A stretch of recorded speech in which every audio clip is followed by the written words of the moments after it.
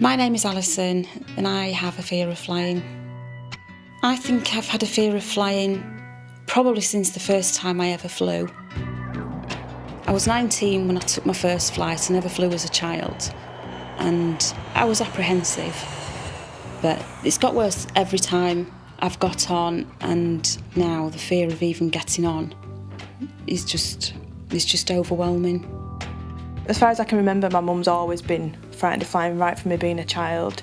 The last flight I did with her was really unpleasant. I had my son, who was 5 at the time, with me. At the airport, you can see she's visibly upset, to the point where she'll get on the plane when the door's shut. That's the point where the fear really sets in. My heart races, I shake, I cry. She don't remove the seatbelt, she don't let go of the hand restraints at the side. And it is just a total panic and fear of not being in control. I want to grab my mum at times and shake her and say, get a grip. But I know I can't do that. She's frightened, and everybody has something that they're frightened of. Have you had a good flight? Alison has been petrified of plane travel for almost 20 years. But now her anxiety is coming between her and her family. My youngest daughter is an air stewardess and emigrated out to live in Dubai in March last year. I've never been to see her. Deep down, I don't know if Mum actually thought I would go, but she'd never ever stop me doing it, not in a million years. But I don't think she ever wanted to face up to the fact that I'm going to fly the world and I'm going to be on an aircraft every day. Laura has no fear whatsoever. To Laura, it's like getting on a bus every day. And she can't comprehend the way I feel about it. For Alison, overcoming her fear of flying is impossible, and even the sight of planes is unbearable. If it gets too much, then go back into the car.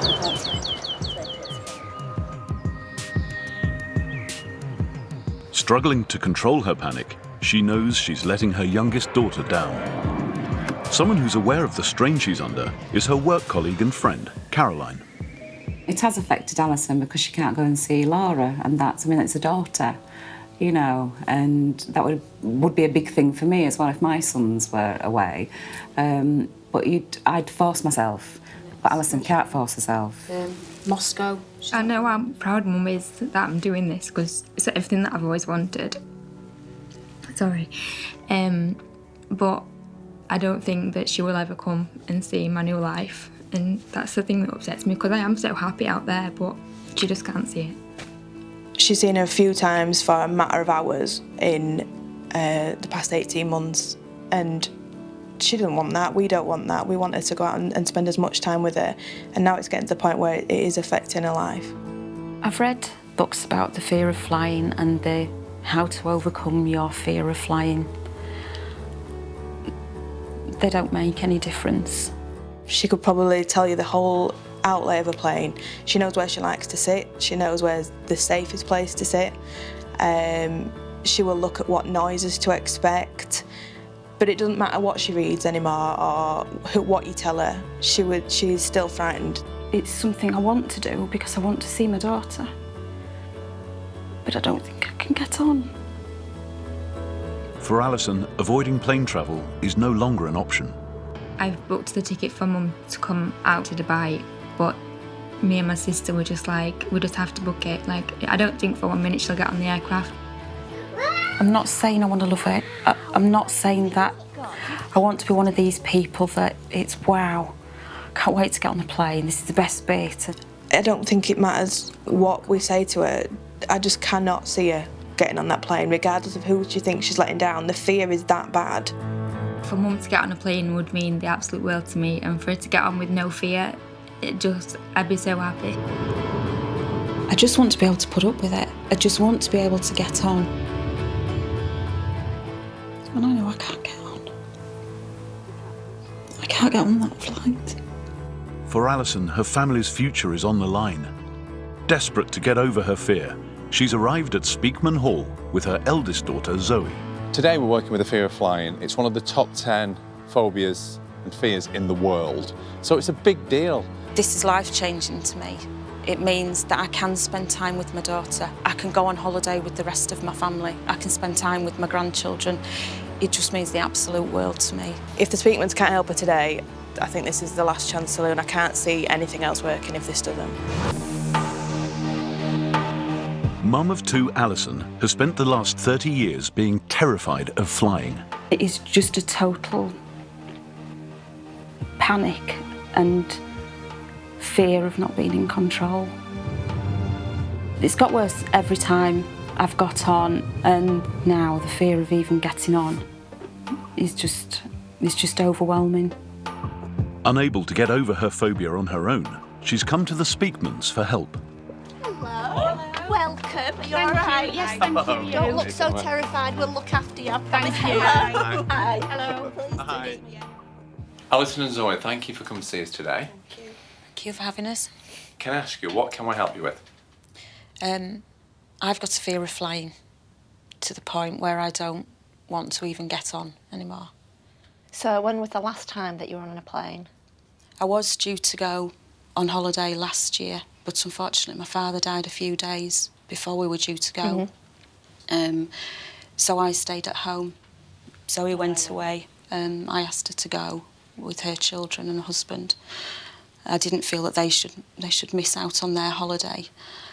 And there was the option that I could get on a plane after the funeral, but I just couldn't do it. I could see that when you said, and sorry to hear about your father dying, by the way, but when you said about your father dying, I could see a relief that you didn't have to fly. Yes, to the point where when you asked me to fly out to join you, I made every excuse under the sun. What we'd like to know, what I'd like to ask you is when this started, you see, you said you were 19, so you're 19-year-old when you first get on a plane, and you've got no idea of if a plane's good or a plane's bad. But what you're thinking about, where were you going? Just to Ibiza, so only a relatively short flight. Okay, 2.5 hours. but what was, so you're going to Ibiza, and who are you going with? My husband at the time. Okay, how long were you married? Probably about 10 years. Okay, so you're going on honeymoon, and was it the flight out that was the problem or the flight coming back? It unnerved me very much when we got on the plane, and obviously it was the first time I'd ever flown, and we were sitting pretty near the wing, because at that time it wouldn't have ever bothered me that I need to sit in this place or I need to sit in that place, because I just didn't know. And everybody was seated on the plane at the airport, and we were on the tarmac, and the captain announced that there were a few technical problems, so we would be slightly delayed taking off. Okay. At which point you look out of the window and you see a man topping an engine up with oil. Okay. So I think alarm bells rang then, and maybe it was a thing of this huge aeroplane, and you've got this one little man pouring a can of oil into an engine. And then I think you possibly catastrophise. What are the technical problems? Is there something that they're not telling us? But we took off, and I was unnerved. And I think if I could have come back by boat, I probably would have tried to come back by boat. So the plane crashed? No. It didn't? No. Okay, so what happened? We got there fine. Nothing happened. I see. So there were some technical problems. Someone put some oil in the engine, and then everything was fine. Have you ever had a problem with your car and you've taken it for a service? Yeah. And then everything was fine? So what was the problem? So obviously I'm trying to understand it. Yeah. So the plane didn't crash. Nothing went wrong. Does that make sense to you? Yeah. Complete sense. So what you're telling me, Alison, is that you're immensely petrified of flying because you actually flew and you've flown a few times and nothing's gone wrong. I know it Yes or doesn't no? make sense. I know it just appears not to make any sense. Is family important to you? Very much so. But you don't see your daughter? Very rarely. Okay, and what does your daughter do? She's cabin crew. Okay, For so an she's an air hostess. So how can you be so irresponsible that you will let her have an occupation that puts her in risk every day?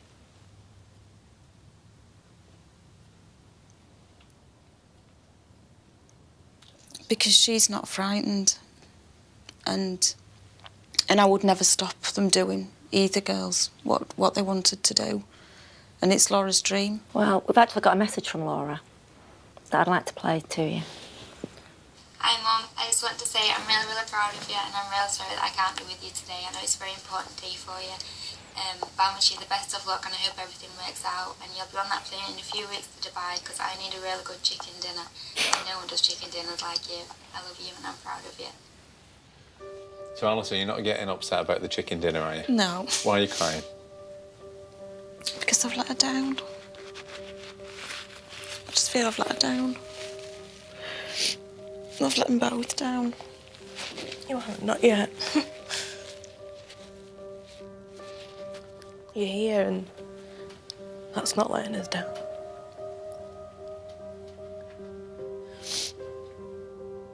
Why are you upset, Zoe? Because I know how much it upsets my mum. And she doesn't want to be like this. And how much would it mean to you? The world. And more to Laura. You know, you said your mum doesn't want to feel like this. But who's actually creating this problem? My mum. That just makes me feel worse, that I've done it deliberately and I've not. I promise you've not done it on purpose. I know you haven't. But you need to stop. If your family felt for a moment that you were in any danger getting on that plane, would you let her get on it? I certainly won't take my boys on it. Absolutely. What contingencies, when you do get on a plane, what do you have to do? I have to wear the same clothes to fly in. Because? Because my logic says that if I've worn them before and I've been safe, then I'll be safe if I put them on again. So it's the lucky clothes and not the pilot? Yeah. So what you're telling me, Alison, is that very first flight that you are doing, you were 19 and you're going on honeymoon, you're still wearing those clothes? No, Not that bad. Oh, no, so, well, that theory's blown then, is it not? I think it's probably just as it's got worse. And like I said, nothing that I don't remember anything triggering it, and you just think sort of probably about 10 years ago I've worn them and I must have got myself a little bit more worked up, and I've worn these clothes, but it's okay because I landed safe. So if I wear them to come back in, then I'll be fine. Then nothing's going to happen. And then because you get back fine, well, I must wear them if I go again. As a mum and grandma, how does that sound to you, saying that out loud? Absolutely barking. It's so embarrassing. It is ridiculous. So nothing to do with what the pilot's doing, the checks and all that stuff that they do before they even consider taking off. Everyone on the plane with you are only safe by virtue of the fact that you're wearing the same clothes. I know it's mad. I know it's ridiculous. And maybe it is just some sort... I know it isn't keeping the plane in the sky. I know it's not. Whether it's some sort of comforter, I don't know. And what is this special outfit? What does it look like? It's just awful. Go on. It's just a white T-shirt and awful brown velour tracksuit bottoms. That is pretty hideous by the sound. They don't even fit anymore, so I can't wear them, which causes me an issue. I know that obviously this affects particularly you and your children, and then obviously the knock-on effect is your grandchildren. But I know that you've got a friend who has seen you suffering, who also really wants this for you today. So I'm going to invite Caroline to come and join us, if that's okay. Okay. I'm hoping it will work for her. So I'm intrigued myself to see what's going to happen today. Thanks for joining us, Caroline. We've just been hearing about Alison's irrational fear of flying. What's your take on this? I feel sad for her because she can't do what she wants to do, and it's It must be an awful feeling to be in fear of something. She wants to go and see Laura in Dubai. And this would be an absolute tremendous thing for Alison if this, you know, if the fear has gone. We know that you've written letters to each other. Yes. Could I ask you to start, Caroline? Would you please read your letter to Alison? Yes. Dear Alison, as time has gone on, I have grown to understand your feelings and I will support you 100% in every way. I am always here for you whenever you want to talk, no matter what time it is. We can get through this, you watch. You have my love and support all the time. That's for you. Thank you. I think I'm going to start crying. What a lovely friend you are. Oh, no, she's great with me. She's a good friend to me as well, and I love her to bits, and I so want this for her. Zoe, could you please read your letter to your mum?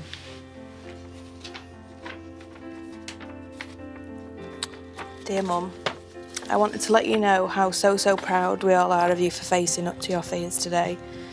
I know you are very apprehensive and nervous about today, but know that I'm here to support you and I can't wait to leave here today with you and leave your phobia behind. I know that this treatment is going to work and that you're finally going to be able to visit and see all the places you've always wanted to, and finally see Laura and her new life in Dubai. Harry has already written a big list of all the places he wants you to take him. So you best get saving up. Oh, my love, Zoe.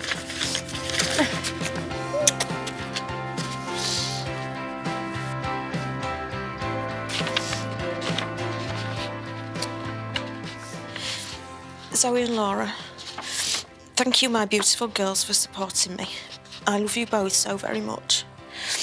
Zoe, I am so sorry that when we are flown together, you have to be the one who looks after me and not the other way round.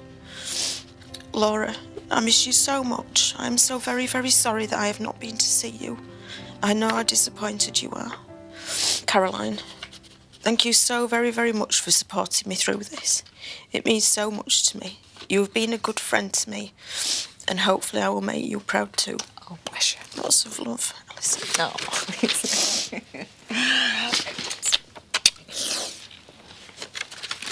Let me ask you a question, Alison, if I may. When I first saw you today, you were absolutely and utterly petrified.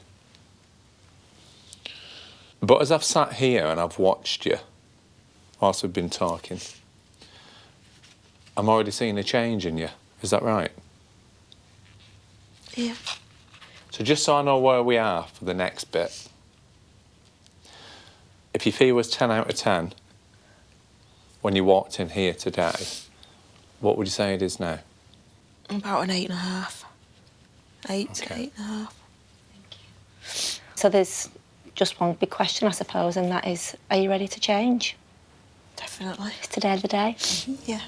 Brilliant. Well, we're going to say goodbye to Zoe and to Caroline and then leave her with us. Thank you. It was tough, it was hard, very emotional, which I didn't expect to get as upset as I did. It did make me realise that a lot of the thoughts I've had have just been silly. She can see that she's been irrational, and what's very, very unusual is that she can't actually specifically say what the problem is, and that rings alarm bells to us because she's obviously blaming an aeroplane. She knows that aeroplanes are safe, but she's got some association that is stopping her getting on that plane, and it's severe, and we really need to try and find out what that is. I do feel positive, but still slightly apprehensive about what's coming. But I am definitely more positive than I was about it this morning. I really think that therapy is going to be difficult, and knowing that later on today we've got to get her on a plane, I've got to say I'm a bit worried. Coming up, plain speaking. The only conclusion I can make is that you don't want to see your daughter. And the plain truth. So because you believe something that's not true, you've thrown away a close friendship for over 40 years. She didn't deserve it.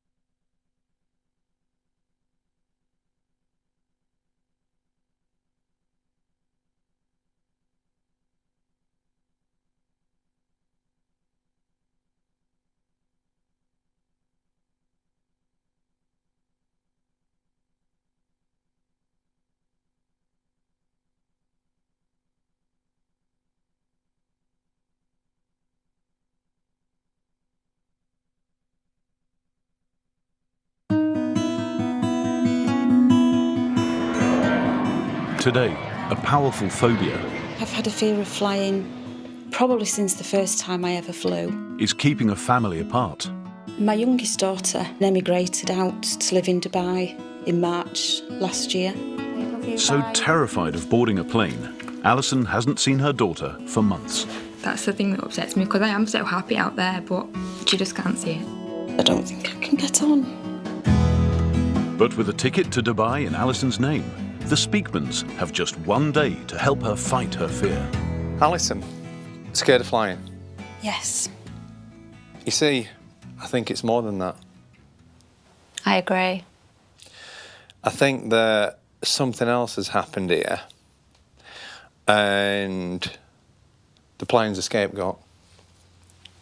Right. So let me ask you the question. What is it exactly you're scared of?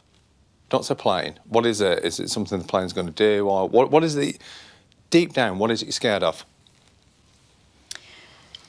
I think it's probably the not being in control and a sense of being trapped in there and not able to get off. Let's just look back. When did the fear start?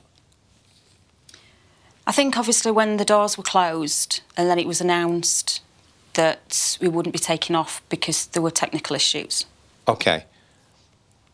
You think then, but could I ask you, if it was before then, when do you think it might be? I don't know, because trying to think back, I don't remember sitting in the airport and thinking I don't want to get on or I'm frightened.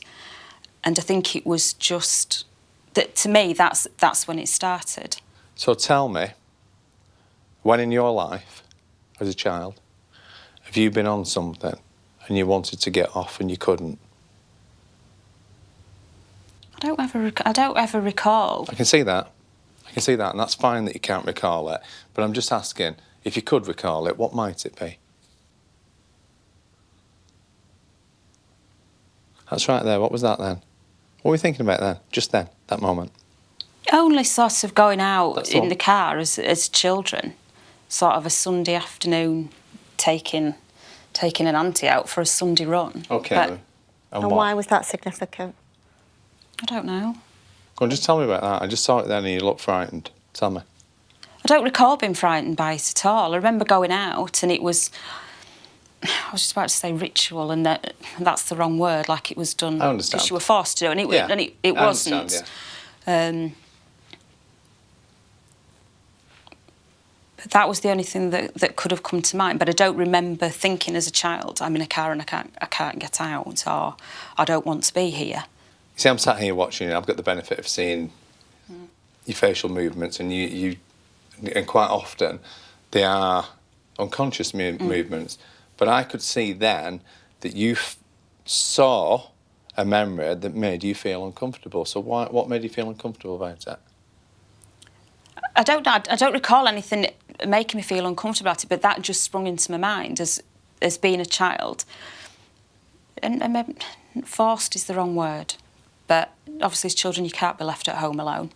Yeah. So you have to go on the Sunday afternoon run in the car with auntie type of thing. Okay. Or gran.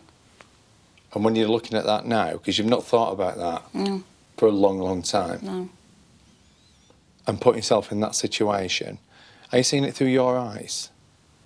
I'm probably seeing it through my eyes now, looking back at me as a child, Okay. as opposed to my view as a child. And are you trapped? Probably forced into doing something I probably didn't want to do. That's right. And when you're forced into something that you don't want to do, what is it that you lose? You lose your freedom. And a word that begins And with it's C? Control. When you sat on the plane at the age of 19, and this is when this started, that it didn't make sense to us the reasons why it started. You see, if you're on a plane at 19 and the thing exploded and you managed to get out, but you were, incredibly burned, then I get it. I'd understand it. But everything you said was daily stuff, run-of-the-mill stuff, and nothing happened. Nothing went wrong. So that wasn't it. That reminded you of something that happened previously. What does this mean to me? This means being trapped. I need to escape from this. So you feel anxious because you feel trapped. And in that moment, your mind goes, right, I don't like this. I want to make sure I avoid this in the future. What's causing this? And you don't immediately think back, this is when I was trapped in the car, when I had to go out on a Sunday and I didn't want to go. What is it? It's the plane. So from that moment, you blame the plane. And what did the plane do? What did the plane do to you? Nothing. Well, actually, it did. It took you on honeymoon. Yeah. Did you have a good time? Yeah. Right. So essentially, on a scale of bad and good, that plane did a lot of good. But you blamed it for doing something bad that it never did, because it reminded you of something that had happened in the past. When you were out of control. I don't know. It's all right. Look, you've had, how many years is it now? 30. 30 years. You've had 30 years of believing something that's not true. We're agreed on that bit, aren't we? Okay. So you accept for 30 years you've believed something that's not true. And when someone gives you some evidence, it's hard to accept. It's really hard to accept. So I can really fully understand this problem. I need to know what it is. You're saying the reason why you're frightened, and then you're contradicting it. So I'm unbelievably open-minded. And therefore, my conclusion on this is you must know something that I don't. And maybe I should stop flying.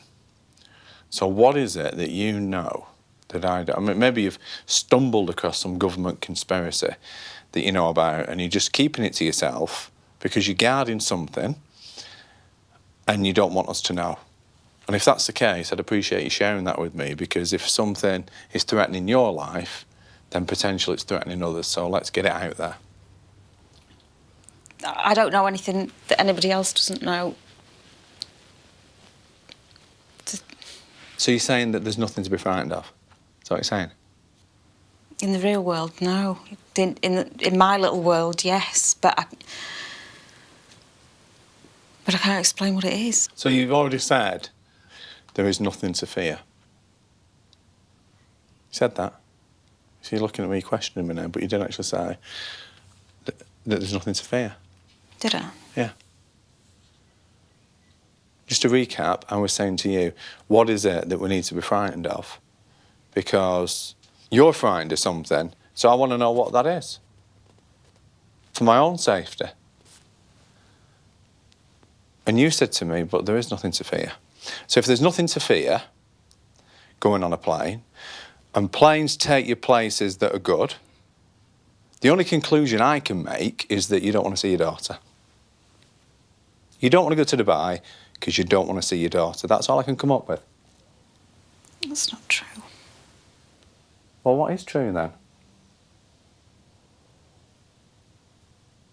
Do you understand why I'd make that conclusion? Of course I do, yeah. Because I'm in a corner and I know that planes, you've said yourself that planes are safe. In fact, you allow your daughter to fly on a plane every day. And if you thought that planes were unbelievably not safe, you would not let your daughter do that. Well, I hope not anyway. And we know all the statistics of like, it's the safest way to travel and everything. And the fact is you've never had a bad experience with the plane. So the only conclusion I can make is actually it's a good excuse not to see your daughter, because you can say, look, I'm sorry, I can't fly. But deep down, you might just not want to see her. That's all I can come up with. See, right now, I'm really sorry, but right now, we've got that. We've got that because of something that's make-believe, but that's the reality. You're an intelligent woman and you believe in something that's entirely not true. And because of that, your lovely daughter's suffering and everyone else around you's suffering. And that's black and white. And I'm sorry if it's harsh, but it's what it is. So, because you're believing something that's not true, you're splitting your family apart. But it goes a bit more than that, because we believe that you had a long-time friend who you've also split apart. Can you tell me about that? All she'd wanted to do was go on holiday with me. And how long have you been friends? Ever since I was 2. Wow. And all she wanted to do was go on holiday with you, and what happened?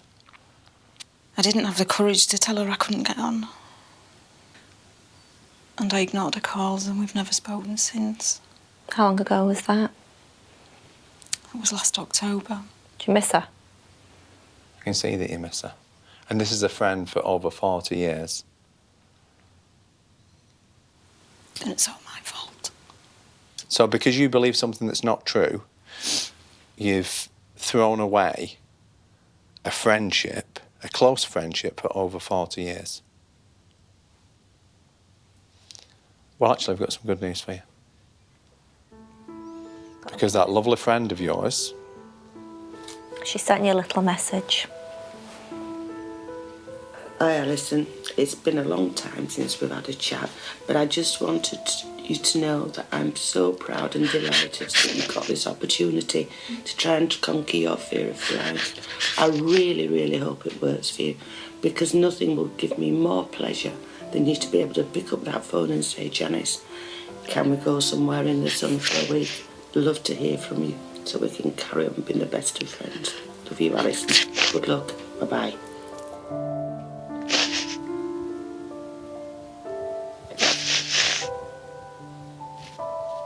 That was another thing that you made up. You made up that she didn't want to be your friend, but I'm seeing somebody there who adores you. Would you agree? Did you hear what she said? I'm waiting for you to pick the phone up and say, let's go on holiday. I love you, Alison.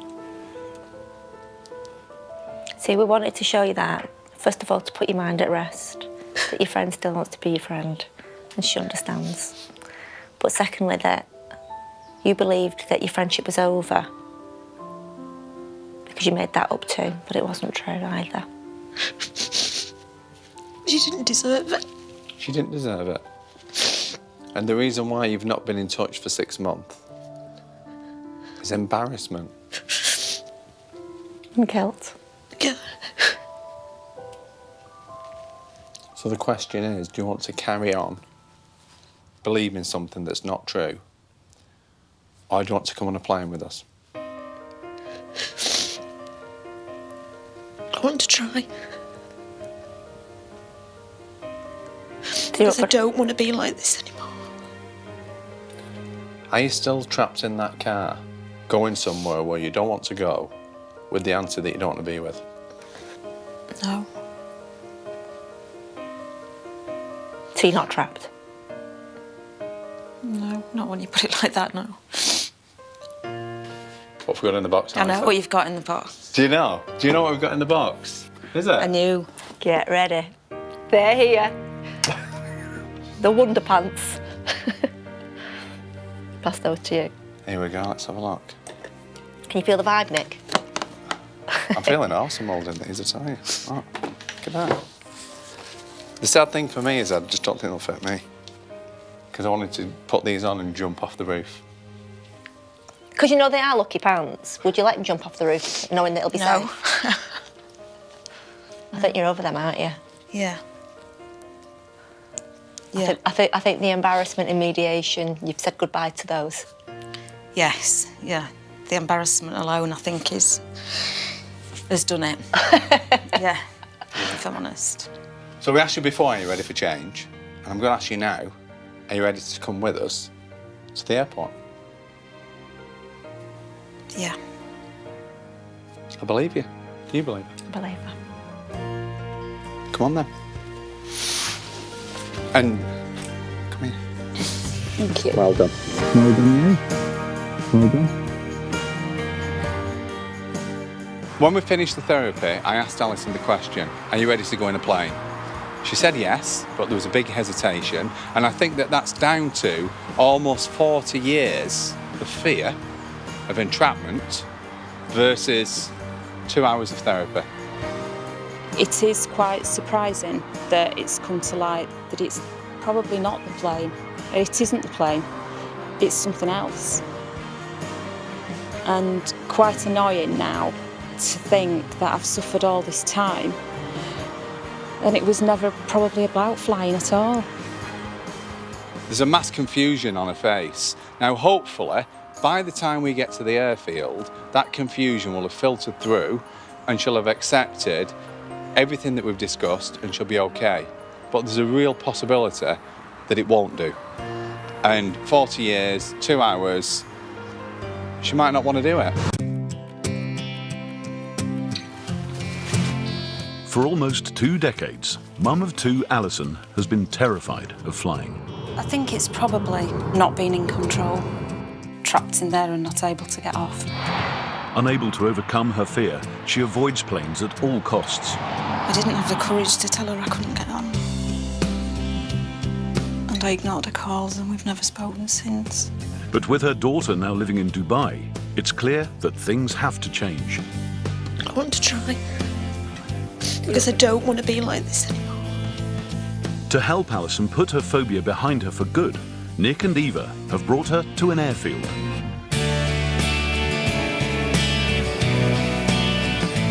Before today, just the sight of an aeroplane was enough to reduce Alison to tears.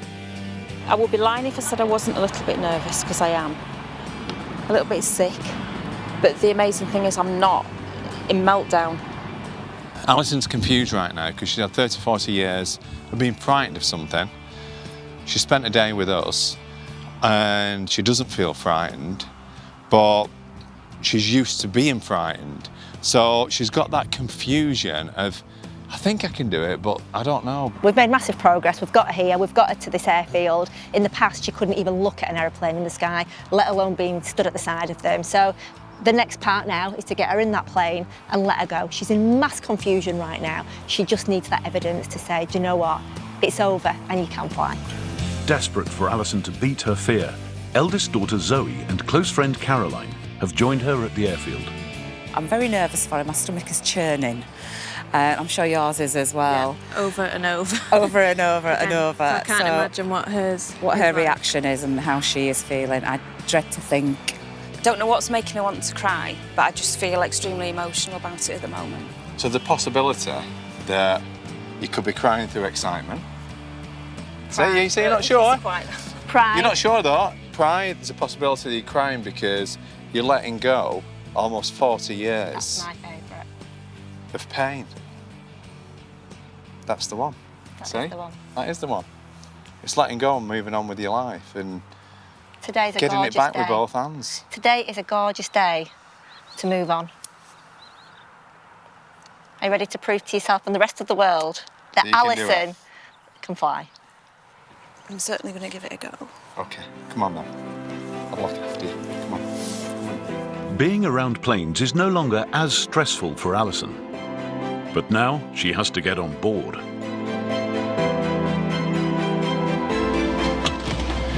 Now you slide over into your left-hand seat. Will she be able to prove to her family that she's changed?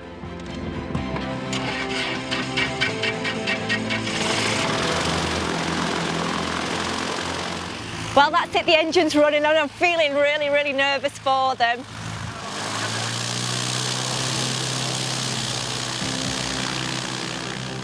If you want to grab hold of anything, Alison, grab hold of your knees. Or if you want, you can grab hold of my knees. Steady on now, John. I've got to be honest, I'm pleasantly surprised at how calm she was when we arrived here. She couldn't even look up to the sky and see an aeroplane before now, so we just needed to take off now. So there we are, happy? I'm excited and nervous all at the same time. I think I'd be calmer if I was in the aeroplane with them. Happy, Alison. Cheers. Oh my God, they're taking off!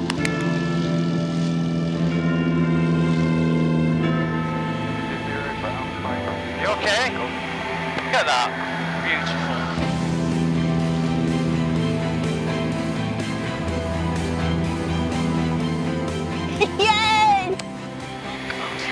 You okay? What are you feeling, Alison? Just an awful sense of disorientation. Well, have a nice look out the window. Look at the view. It's beautiful. No, okay. We've just seen my mum take off. It's the tiniest of planes I've ever seen. So if she can do this, she can do absolutely anything. Alison, you're doing great. Yeah. I didn't think she would do it personally, but she has. She has, and we're so proud of her.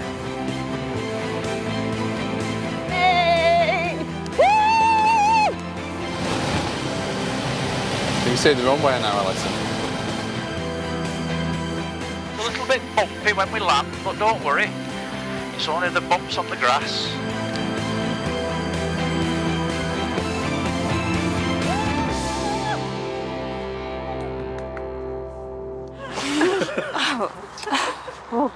Did you see her? Oh my lord! You're not even shaking. She's not even shaking. She just said that it was a bit bumpy up there. It was a bit bumpy, so she felt a bit disorientated. But she's not shaking. She wasn't shaking going in either. How did you feel? It was weird. Really? Yeah. How do you feel now?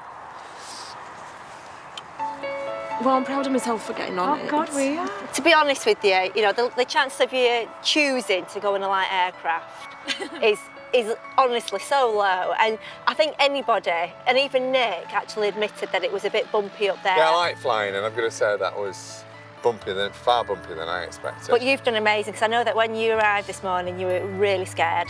But you got here, there's aeroplanes everywhere, which you felt okay with.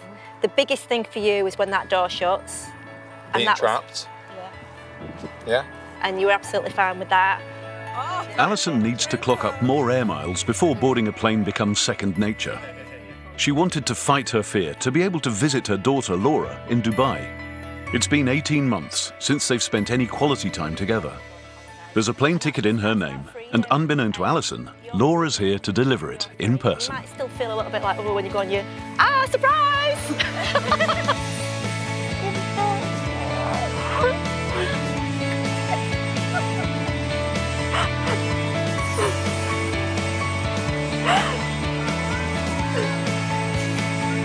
She did it.